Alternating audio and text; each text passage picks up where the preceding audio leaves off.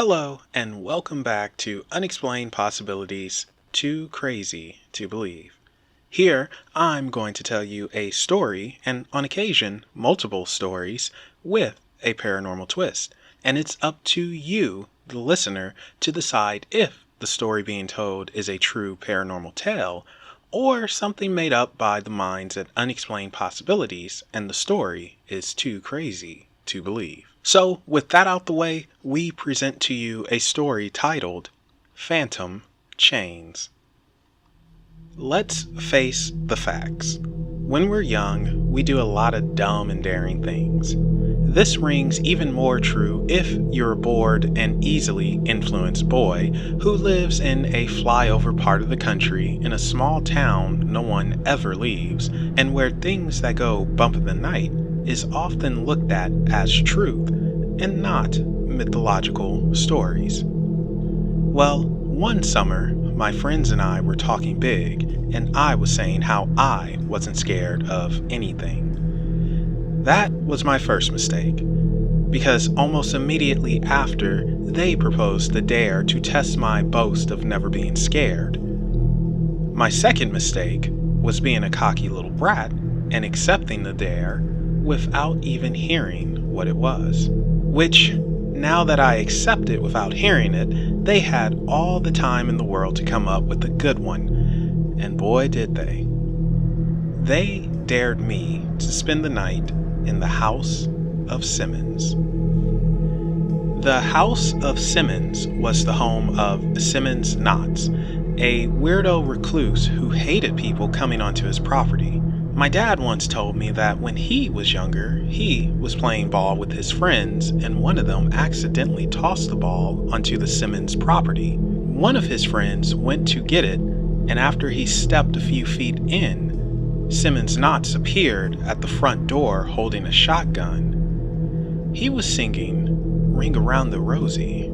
He was singing it loud enough for my dad and his friends to hear it. When he got to the "We All Fall Down" part, my dad said Simmons fired his shotgun in the air, scaring everyone off. My dad then told me years later people broke into Simmons' house and they beat him up and chained him to some pillars in the basement. Because he scared everyone away, no one knew or suspected something had happened to him. That is until kids started daring kids to walk on the property and eventually go inside. My dad said every kid who went inside came out running scared. When they told everyone what happened, it was always the same story.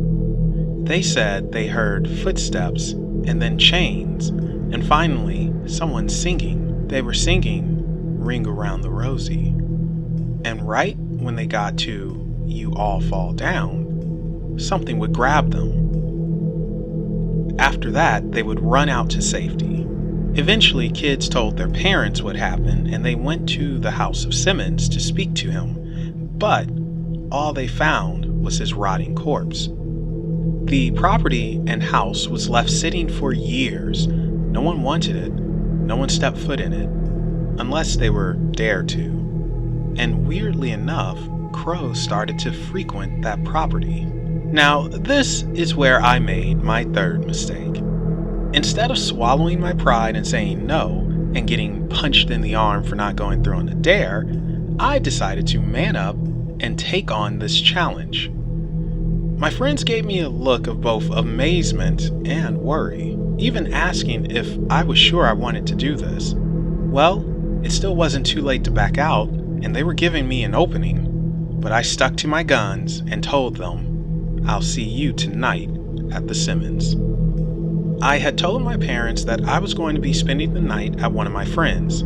It was summer and nothing suspicious was there since we've spent the night at each other's houses all the time. I did, however, hope they wouldn't call to check in on me or something along those lines. I had arrived first at the House of Simmons with a sleeping bag and flashlight. The sun had just gone down and the house looked creepier than normal. Behind the property's gates, I stood, staring long and hard at the house. A crow showed up and landed on the fence. I had no idea where it came from or why it would be flying around at night. The crow looked at me. I felt its gaze pierce into my very soul. As dumb as it sounds, I think this crow was warning me not to go in there. The crow then flew away as my friend showed up. It was time. I opened the gate and walked onto the property. I slowly walked to the front door. I heard a crow cawing, probably the same one from earlier. I looked around to see if I could find it, but it may as well have been invisible. I looked back to my friends and took a gulp of air. I was really doing this. I grabbed onto the doorknob and turned. It wouldn't budge. It was stuck. Huh, what luck? The doorknob was locked, or so I initially thought. But my dumb self gave it a tug too hard, and it worked. The door opened, and I ruined my way out. I entered in and decided to leave the door open. I looked back to give a bye to my friends, but they were already gone. I was now alone. I flipped on my flashlight and walked more inside the house. It was a mess. The stairs to the second floor had collapsed. Wooden doors were old and rotten, and it had a strange smell throughout. This place should have been condemned and torn down. I decided it's best not for me to test my bravery and explore what little of the house I could. Instead, I just needed to find a spot to lay my sleeping bag and make it through the night.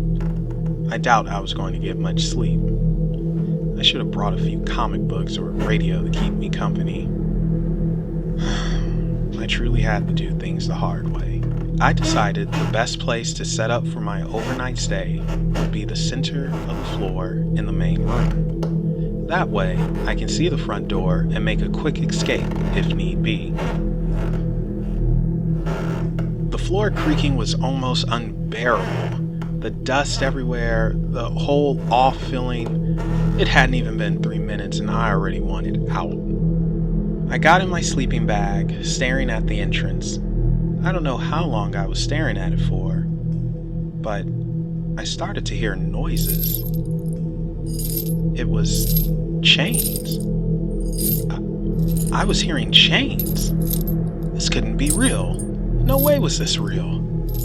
I was getting scared, and so I zipped my sleeping bag over my head, hoping this all was just my imagination. Then, it was complete silence. Silence until I heard it.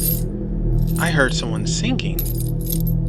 It was Ring Around the Rosie. Ring around the rosy, pockets full of posy. Ashes, ashes, we all fall down. You fall down. I let out a loud scream and jumped from my sleeping bag and took off running. I had to get out of there. I needed to get out of there. I was almost out the front door when it felt like I was dragging something behind me. My arms and legs felt like they were shackled. I was unable to get through the door, but I had to. I had to get out of there, or I was so sure I was going to die. I fought and pulled with all my might, and I felt whatever had a hold of me loosen up. I made it out the door, and I was running full sprint to the gate, but something happened. I somehow lost my footing and fell to the ground. I couldn't get up. It was as if I was chained in place. I was fighting so hard. I was crying. I didn't want to die. Not like this. I did not want to die. Pockets full of posy. Ashes, ashes. Before the all fall down part, I heard a call. It was that crow from earlier. I don't know how or why, but I was able to get up and run. And run I did. As I looked back, I saw about a dozen or so crows sitting on the house cawing. I thanked my lucky stars and ran as fast and hard as I could, eventually catching up to my friends once I left the property. They hadn't even made it home yet. Not knowing the situation, They laughed at me, saying it hadn't even been 15 minutes. I tried to explain to them what had happened, but they wouldn't listen. They wouldn't listen until one of them noticed something on my wrist. I looked at them, and they were badly bruised, as if I had very tight restraints on them. I lifted my pants leg, and around my ankles where I felt like something was around them, it was the same, badly bruised like my wrist. My friends were struck by silence after this, and I couldn't help but hear, in my head, "Ring around the rosy." Ring around the rosy, pockets full of posy. Ashes, ashes, we all fall down. And that concludes this Too Crazy to Believe story. So, what do you think? Is this truly a daring dare to spend the night in a house haunted by the ghost of Simmons Knotts, who continues to keep people off his property even in death? Or is this just the phantom of a tale created by us here at Unexplained Possibilities and is just too crazy to believe? Let us know what you think in the comment section down below, and be on the lookout for the answer to this Too Crazy to Believe will be up in a few days. And if you haven't done so yet, be sure to hit the subscribe button for more Too Crazy to Believes and other great content. Also, don't forget to follow Unexplained Possibilities on Facebook, Twitter, Reddit, and Instagram. Those links can be found in the description below. So, see you in a few days when we find out the answer to Phantom Chain.